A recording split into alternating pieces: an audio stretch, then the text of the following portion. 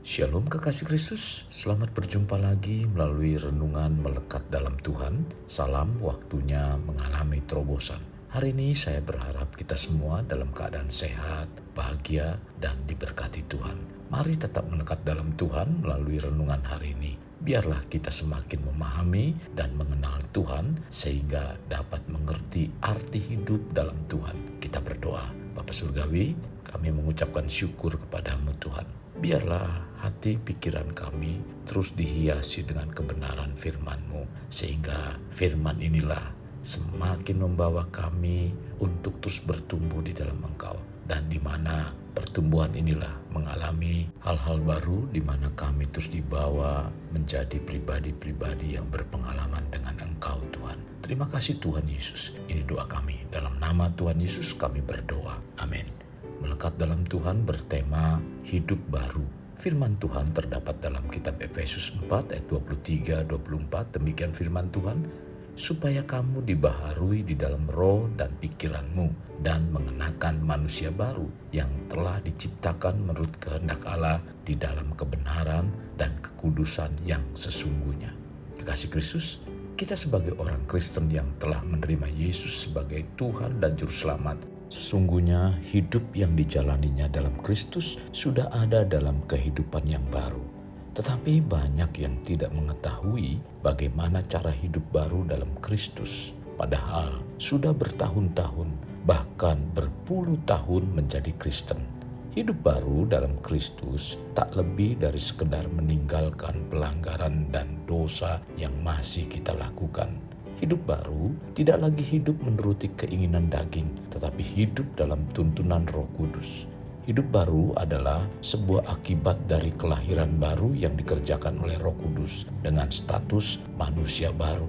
Sesudah manusia dilahirkan baru, selayaknya dia mendapat status hidup yang baru, bukan lagi hidup yang lama. Demikian juga dengan sikap dan perbuatannya harus disertai dengan yang baru. Hidup baru yang dimaksud ialah area kerohanian, bukan hidup baru pada perubahan fisik. Perubahan karena hidup baru adalah memiliki arah hidup sesuai yang dikehendaki Allah. Arah dan tujuannya kepada Tuhan, bukan kepada diri sendiri. Jadi, melalui kematian Yesus di kayu salib, kehidupan yang lama kita turut mati. Dan melalui kebangkitan Yesus, kita dihidupkan dan memiliki kehidupan baru. Sehingga oleh Roh Kudus, roh kita dibaharui yang disebut sebagai suatu kelahiran yang baru. Hidupnya berpusat kepada kehendak Allah. Rasul Paulus mengajarkan kepada jemaat di Efesus setelah menerima Yesus untuk lebih mengenal Tuhan.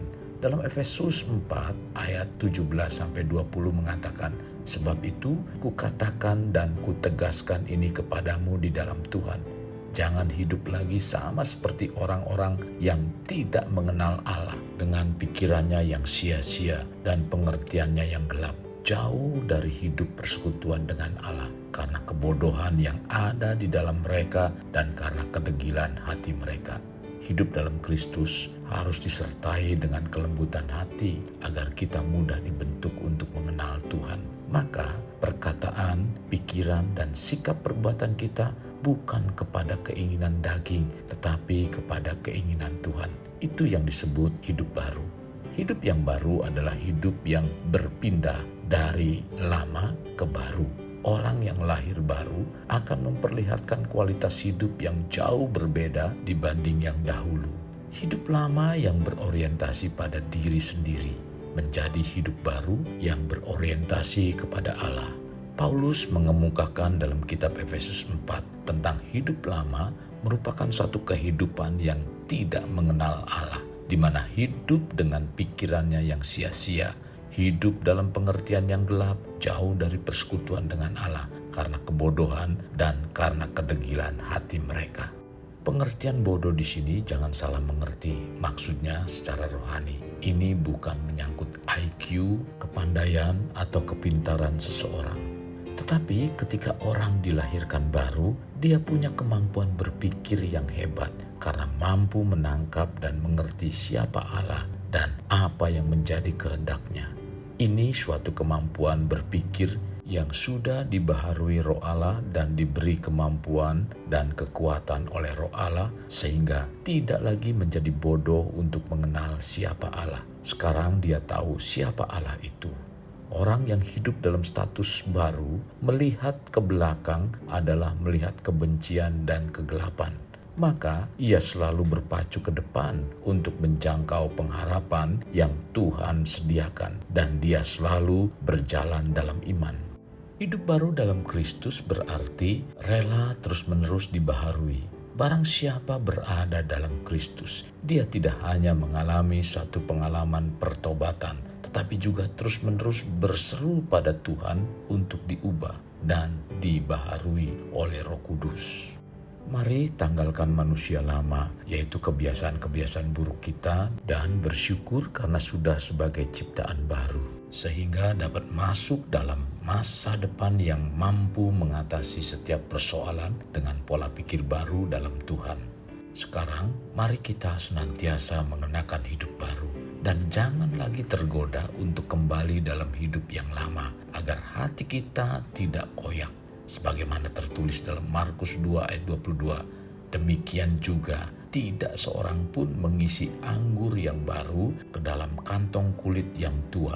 Karena jika demikian, anggur itu akan mengoyakkan kantong itu, sehingga anggur itu dan kantongnya dua-duanya terbuang. Tetapi anggur yang baru hendaknya disimpan dalam kantong yang baru pula. Kekasih Kristus, mari kita alami terobosan hidup. Untuk mengalaminya, mulailah dengan mengenal prinsip-prinsip kerajaan Allah serta menjadi warga kerajaan.